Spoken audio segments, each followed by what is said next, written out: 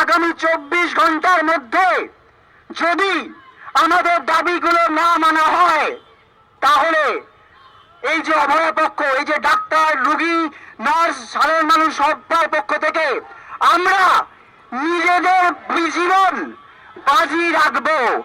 আমরা নিজেদের জীবন বাজি রাখবো। আগামী 24 ঘন্টার মধ্যে যদি আমাদের দাবি না মানা হয়, তাহলে এই অবস্থান মঞ্চ থেকে কিন্তু আমরা আমরণ অনশনের দিকে এগোবো। আমরা নিজেদের জীবন বাজি রেখে প্রমাণ করব। আমরা বলেছি প্রত্যেকটা মিনিট, প্রতিটা ঘন্টার হিসাব হবে। ঘড়ি তুলে ধরে সরকারকে সময় বেঁধে দিয়েছিলেন জুনিয়র চিকিৎসকরা। 24 ঘন্টার মধ্যে দাবি পূরণ না হলে আমরণ অনশনের পথে হাঁটবেন বলে হুঁশিয়ারি। সেমতো শুক্রবারের রাতে শুরু হয় ধর্ণা প্রস্তুতি। পড়ল বাঁশ, আনা হলো তাঁবু। স্বাস্থ্য ভবনের পর এবার ধর্মতলায় সেজে উঠছে প্রতিবাদ মঞ্চ। বৃষ্টি মাথায় নিয়েই বাঁধা হলো মঞ্চ। রাজপথ মুখরিত হলো স্লোগানে।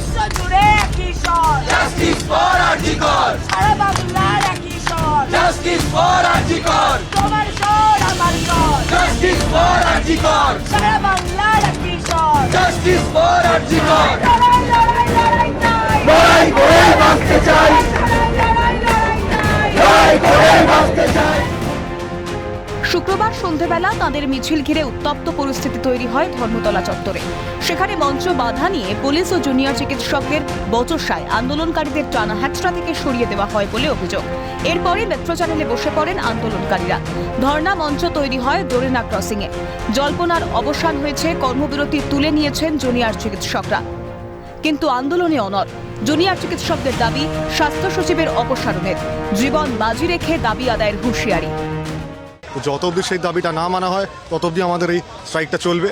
হ্যাঁ, এবার আমরা এটা কল অফ করেছি, কিন্তু at the same time as a point of escalation আমরা ডেফিনেটলি এখান থেকে হাঙ্গার স্ট্রাইক শুরু করতে পারি যদি স্টেট আমাদের এই ডিমান্ডসগুলো না মানে। তাই আমরা কর্মবিরতি তুলে নিয়ে আরও এক্সট্রিম স্টেপে গেলাম, কারণ এখন হচ্ছে 24 ঘন্টার মধ্যে যদি আমাদের দাবি না মানা হয়, তাহলে আমরা কিন্তু আমরণ অনশনে যেতে বাধ্য হচ্ছি। এবং সরকারকে এটা জানা উচিত যে আমরা বিচার ছিনিয়ে নিতে আমরণ অনশন করতে বাধ্য হচ্ছি এবং বাধ্য হব। এর থেকেই এরকম একটা সিস্টেম থাক যে সব সময় একটা ঘটনা ঘটাটাকে না ঘটে, যেহেতু একটা বাজে ঘটনা সেটাকে ইনশোর করা হোক, এটাই আমরা চাইছি। শনিবার নতুন ভোরে নতুন যুদ্ধের আহ্বান। রাস্তায় আলপনা, রং তুলিতে প্রতিবাদের গর্জন। ডেডলাইন 24 ঘন্টার। রাত 8:30 পর্যন্ত সমাধান সূত্র না বেরোলে আন্দোলন তীব্র থেকে তীব্রতর হবে বলে স্পষ্ট জানিয়েছেন তারা। 8টা থেকে যতক্ষণে দাবিগুলো মানা হচ্ছে, অ্যাটলিস্ট আমাদের যে ডিরেক্টিভ সেটা দেওয়া না হচ্ছে, তারপরে সেই টাইমটা পেরিয়ে গেলে তখন আমরা আন্দোলনটা আরও তীব্রতর করব। এখন দেখার ধর্নার গতি প্রকৃতি কোন দিকে যায়, জামাদল পরিস্থিতি আদৌ স্বাভাবিক হয় কিনা।